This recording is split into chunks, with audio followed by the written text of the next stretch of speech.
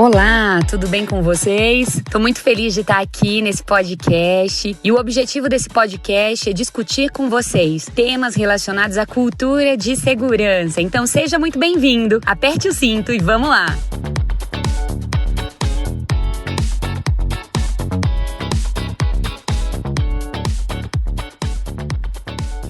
Quais são as doenças que precisamos evitar nas investigações de ocorrências? Então, a primeira, falta de engajamento. Então, por que falta engajamento numa investigação de ocorrências? Porque alguém vai fazer a investigação pra gente. Quantas vezes a gente pensa isso? O técnico de segurança vai vir aqui fazer a investigação pra gente. O líder vai fazer a investigação. E aí as pessoas meio que delegam pras outras, sabe? Alguém vai fazer isso. Alguém deixa lá que uma hora alguém vai investigar, alguém vai dar foco, alguém vai querer resolver. Gente, se isso aconteceu na sua área, isso é com você. Esse alguém é você. Eu gosto de um artigo, um dia eu fui ler e tava falando das 3 pessoas do diabo. Alguém, ninguém, todo mundo. É todo mundo que não tem CPF. Então nós precisamos de pessoas com nome, com CPF, que se engajem e que queiram construir um processo investigativo, ok? 2, falta de resposta para investigação. Então as pessoas participam da investigação, elas dão depoimento, elas ajudam na construção do plano de ação, mas depois elas nem ficam sabendo o que aconteceu. Então é importante na investigação a gente poder dar resposta para as pessoas, voltar para as pessoas e mostrar o que foi o produto final, o que foi a lição aprendida,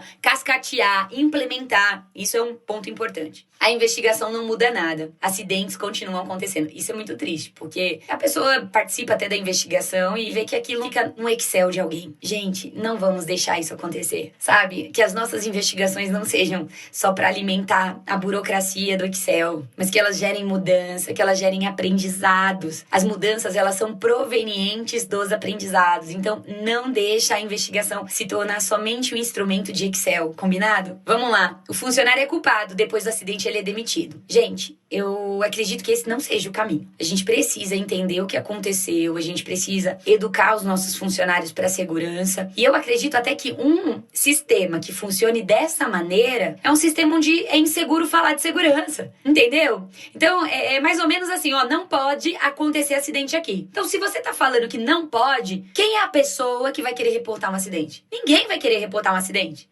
Entende? Por que não vai querer reportar? Porque sabe que se reportar alguma coisa, vai vir lá uma demissão, vai vir, ali uma medida de consequência, uma advertência, uma suspensão. Então a gente cria aquela cultura do medo. Eu me lembro de um acidente muito triste, sabe? De uma profissional do 3º turno. Ela arrancou o tampão do dedo, da primeira falange, ela arrancou. E aí, gente, e ela já vinha com ouvindo muito sobre isso, né? Não pode acontecer. Não queremos que aconteça. Você não pode se envolver no acidente. E aí, no 3º turno, ela implorou pro colega do lado, por favor, pelo amor de Deus, não conta pra ninguém o que aconteceu aqui. E quando terminou o turno, logo cedo, ela com o dedo embrulhado ali, pano e tudo mais, ela pegou um táxi e foi pro médico. Isso não é a segurança que a gente quer, de maneira alguma. A segurança que a gente quer é onde as pessoas sintam cuidados. O ser humano erra, o ser humano se distrai, entende? Nós precisamos entender a natureza do erro, a natureza da violação.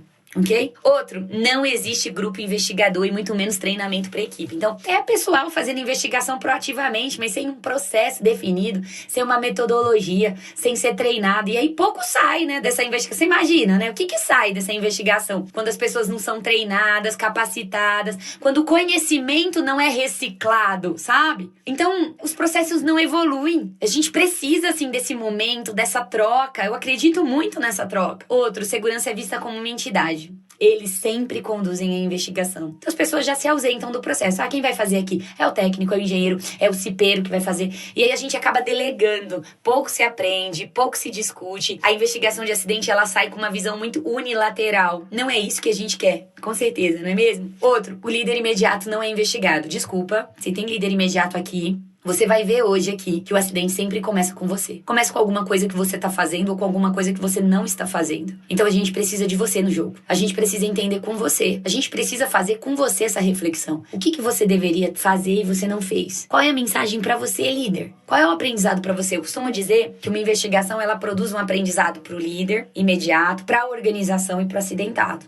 ok? Para a organização, porque para todas as abrangências que a gente precisa fazer. Para o líder, uma grande reflexão, o que ele poderia fazer a mais? Qual é a milha extra que ele deveria correr? E que talvez ele achou que era óbvio demais, e aí a gente precisa lembrar as pessoas que não existe óbvio, não é mesmo? Em segurança. Outro, um processo sem método, sem justiça e sem igualdade. Então a pessoa, ela é punida, alguns são punidos, outros não são. Então é aquela coisa assim, toda investigação é uma caixa de surpresa, sabe?